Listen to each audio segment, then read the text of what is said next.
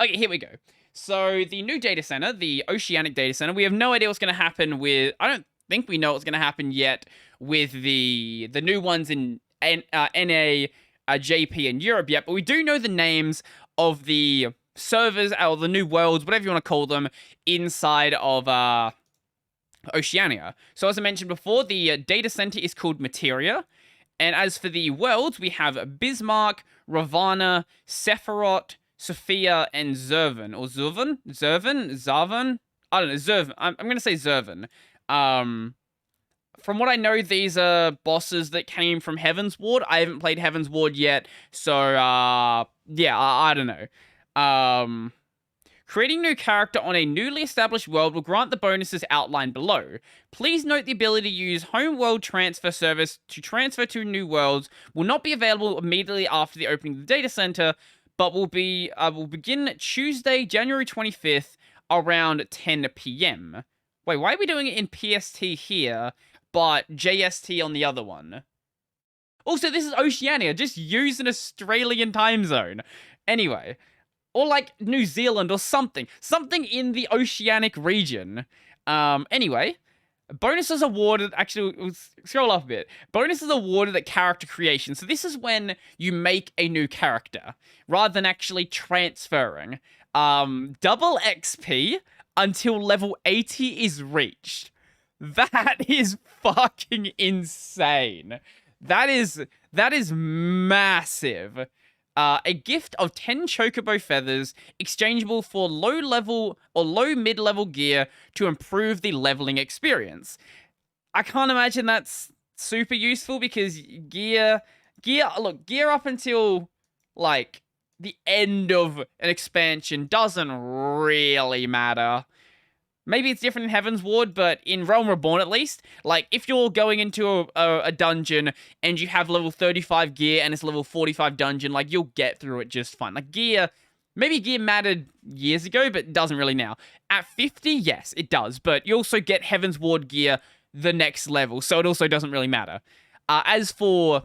Oh, wait. Bonuses for characters created during bonus period that attain level 30 in any class.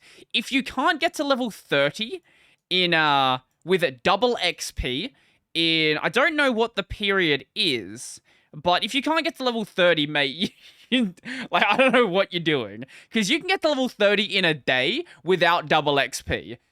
So, with double XP, surely. Especially if it's a new character where you've already experienced the story and you just skip past the story. But if it is a new character, maybe it'll take you a couple of days. But even so, you have a while to do it. You get a gift of 1 million gil. Now, 1 million gil is a weird amount. So, you're not making 1 million gil in Heaven's Ward. It's, like, you can do it. It's just a pain in the ass. Did I say Realm Reborn? Or Heaven's Ward. In Realm Reborn, you're not doing it. In Heaven's Ward, maybe it changes, but Realm Reborn, maybe doing, like, really endgame Realm Reborn stuff, you might. Like, doing extremes and stuff. But until then, not really. So 1 million gil in Realm Reborn actually is a pretty big deal. You can buy all the glamour gear you want, all that fun stuff. It works out pretty well. Also, a gift of 15 days of free game time, which, hey, that's cool. So that is going to only be for people who have bought the game, presumably. I can't imagine they'd give 15 days of free playtime to someone on the free trial.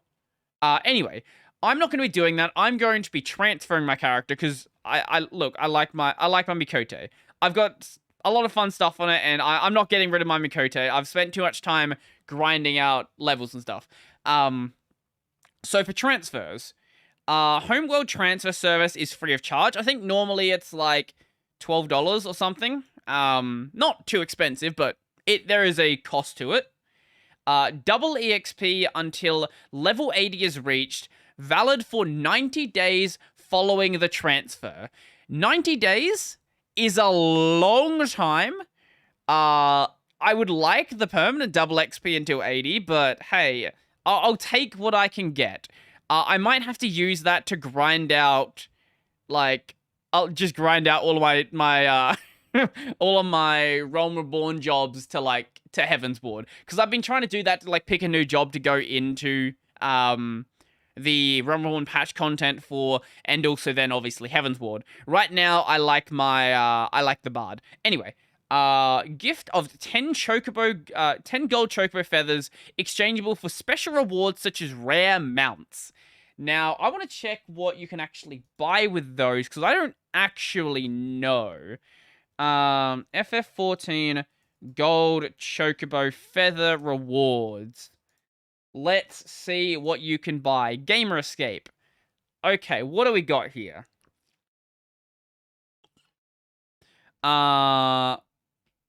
Wait, you can... I'm sorry, you can buy dye. Actually, jet black dye is very expensive, so maybe that's actually kind of worth it.